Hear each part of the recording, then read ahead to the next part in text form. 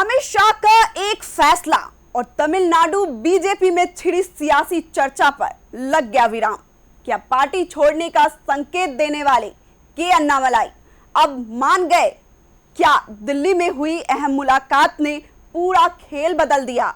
और आखिर अमित शाह, बीएल संतोष और नितिन नवीन के साथ हुई बैठक में ऐसा क्या हुआ कि तमिलनाडु बीजेपी के भविष्य को लेकर नए संकेत मिलने लगे?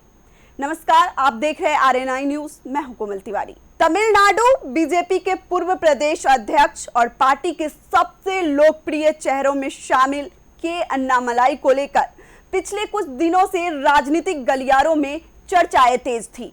कई रिपोर्टों में दावा किया गया कि अन्नामलाई पार्टी की कुछ आंतरिक परिस्थितियों से खुश नहीं है और उन्होंने अपने करीबी नेताओं के सामने नाराजगी भी जाहिर की।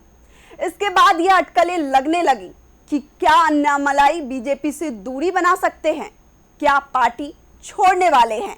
देखिए ये खास रिपोर्ट। अन्नामलाई तमिलनाडु में बीजेपी के उन नेताओं में गिने जाते हैं जिन्होंने राज्य में पार्टी को नई पहचान दिलाने की कोशिश की। उनकी आक्रामक शैली, जनता के बीच पकड़ और लगातार विपक्ष पर हमलों ने उन्हें राष्ट्रीय स्तर पर भी पहचान दिलाई। ऐसे में उनके भविष्य को लेकर उठे सवालों ने बीजेपी समर्थकों को भी चिंतित कर दिया। लेकिन इसी बीच अन्नामलाई दिल्ली पहुंचे, जहां अन्नामलाई की मुलाकात केंद्रीय गृह मंत्री अमित शाह से हुई। इस दौरान संगठन के वरिष्ठ नेता बीएल संतोष और तमिलनाडु बीजेपी प्रभारी नितिन नवीन भी मौजूद रहे। सूत्रों के अनुसार बैठक में तमिलनाडु की राजनीतिक स्थिति, आगामी चुनावी रणनीति और पार्टी संगठन को मजबूत करने पर विस्तार से चर्चा हुई। सबसे महत्वपूर्ण बात रही कि बैठक के बाद किसी तरह के टकराव या मतभेद की खबर सामने नहीं आई, बल्कि पार्टी के भीतर से यह संदेश गया कि नेतृत्व अन्नामलाई की भूमिका को लेकर गंभीर है और उन्हें भविष्य की रणनीति का अहम हिस्सा माना जा रहा है।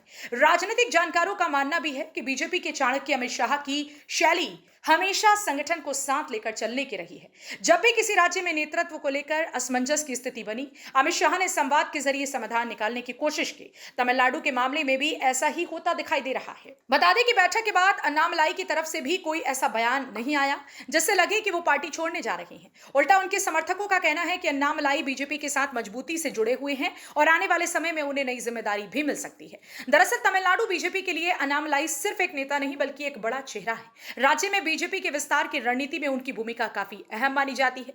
यही वजह है कि पार्टी का शीर्ष नेतृत्व भी नहीं चाहता कि किसी तरह का भ्रम या असंतोष लंबे समय तक बना रहे। अब सबसे बड़ा सवाल यही है कि क्या अमित शाह से मुलाकात के बाद सारी अटकलों पर विराम लग जाएगा? फिलहाल जो संकेत सामने आ रहे हैं वो यही बताते हैं कि बीजेपी नेतृत्व और अन्नामलाई के बीच संवाद सकारात्मक रहा है। पार्टी छोड़ने की चर्चाओं को लेकर अभी तक कोई ठोस संकेत नहीं मिले हैं। हालांकि राजनीति में अंतिम फैसला हमेशा समय ही बताता है, लेकिन मौजूदा घटनाक्रम यह जरूर दिखाता है कि अमित शाह ने एक बार फिर संगठन को एकजुट रखने का संदेश दिया है। तमिलनाडु में बीजेपी की रणनीति और अन्नामलाई की भूमिका आने वाले महीनों में और स्पष्ट होगी। फिलहाल इतना तय है कि दिल्ली में हुई इस बैठक ने राजनीतिक चर्चाओं का रुख बदल दिया और अन्नामलाई को लेकर चल रही कई अटकलों पर सवाल खड़े कर दिए हैं। आपको क्या लगता है, क्या अन्नामलाई बीजेपी के साथ नई भूमिका में नजर आएंगे या आने वाले दिनों में कोई बड़ा राजनीतिक मोड़ देखने को मिलेगा? अपनी राय हमें कमेंट करके जरूर बताएं। फिलहाल के लिए इतना ही। देखते रहिए RNI न्यूज। नमस्कार।